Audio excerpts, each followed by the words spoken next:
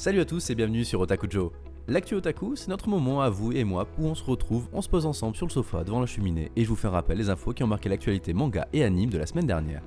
Au sommaire de cette semaine, on va découvrir une adaptation en animé pour Tower of God, on va retourner du côté de Kimetsu no Yaiba que rien ne semble arrêter et on va faire un arrêt au Shonen Jump qui annonce de nouveaux mangas pour les semaines à venir. J'espère que vous êtes assis confortablement car on est parti pour le résumé de l'actualité du 3 au 9 février.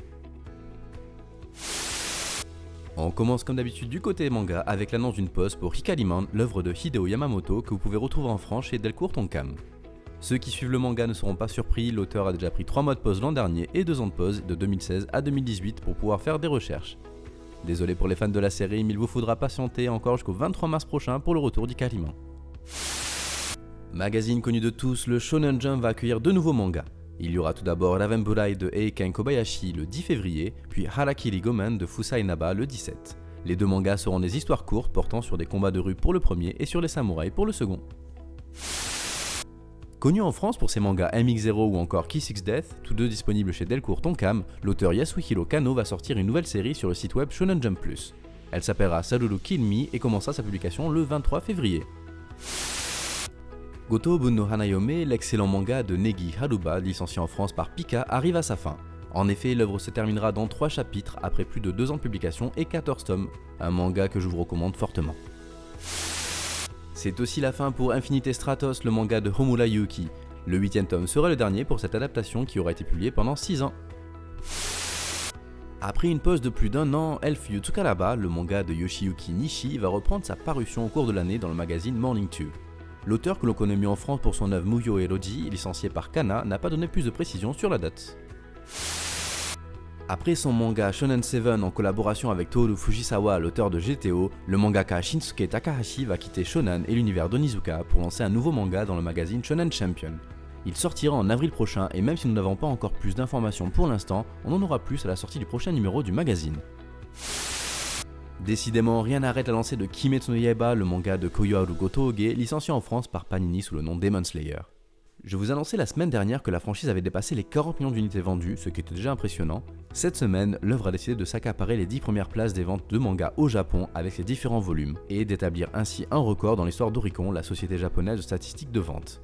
Depuis sa création en 2008, personne n'avait réussi un tel exploit, et c'est à présent chose faite pour Kimetsu no Yaiba que rien ne semble arrêter. Connu en France pour son œuvre Let's Get Married chez Kaze, l'auteur Izumi Miyazono va faire son retour avec un nouveau manga dans le magazine Petit Comique. On ne connaît pas encore le nom, mais on sait que la publication commencera en avril. Après 3 ans de bons et loyaux services, le manga Tsumitokai de l'auteur Yo Someya va tirer sa révérence le 21 février prochain. L'œuvre prendra ainsi fin au bout de 6 tomes.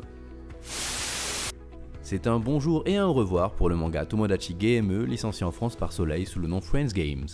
L'œuvre dessinée par Yuuki Sato a en effet repris sa publication après 3 mois de pause, mais seulement pour un chapitre. La mangaka va remettre la série en pause pour une durée encore indéterminée, mais on lui pardonne de bon cœur car elle vient d'avoir un enfant. Il est temps pour nous de passer aux animés avec une adaptation pour Uzaki-chan wa Asobitai, le manga de Take. Ce sera le studio Engi qui sera en charge de l'animé pour une sortie en juillet. Adapté du roman de Kei, l'animé Kitsutsuki Tante Dokoro a diffusé un trailer. On y découvre le casting, les personnages, une date de sortie le 13 avril, son opening intitulé Hanjitsumo Makoto ni Seitenari interprété par Makoto Furukawa, et enfin son ending Gondola no Uta interprété par No One Here. Vous n'aurez pas le temps de vous ennuyer avec ce trailer. La pièce de théâtre Mars Red qui a débuté son adaptation en manga le mois dernier va aussi avoir droit à une adaptation en animé. Ce sera le studio Signal MD qui sera la production pour une sortie en 2021. Pour ceux d'entre vous qui sont impatients de découvrir la deuxième partie de Hanzuki no Gekkokujo diffusée en France par Crunchyroll sous le nom Ascendance of a Bookworm, un teaser vient de sortir. On y découvre la date de sortie précise fixée au 4 avril prochain pour un total de 12 épisodes. Adapté du manga de Kei Okubo, Arte s'est dévoilé un peu plus avec son second trailer. Sortez vos agendas car l'anime est prévu lui aussi pour le 4 avril. Voilà un manga qui fait un carton depuis un bon moment. Publié sur Naver en tant que webcomic, Tower of God de l'auteur Siyu va avoir droit à une adaptation en animé qui sortira en avril sous le nom Kaminoto Tower of God. On arrive à la dernière partie, celle des infos diverses, et on commence avec une adaptation en série live action pour Itoshi no Nina, le manga de Ryo Ikoemi. La série fera un total de 8 épisodes et sortira au printemps prochain. Le manga Garuto Kyoryu de Moriko Mori et de Kota Tomimura va avoir droit à une adaptation en animé et en série live action qui sortiront en même temps. Un teaser est sorti pour la série en live action où on apprend au passage que les deux supports commenceront leur diffusion le 4 avril. Et voilà pour cette semaine. Comme d'habitude, si la vidéo vous a plu, un petit pouce bleu, un commentaire, un abonnement et la cloche de notification du 4 en 1 pour le plus grand plaisir du youtubeur en devenir que je suis.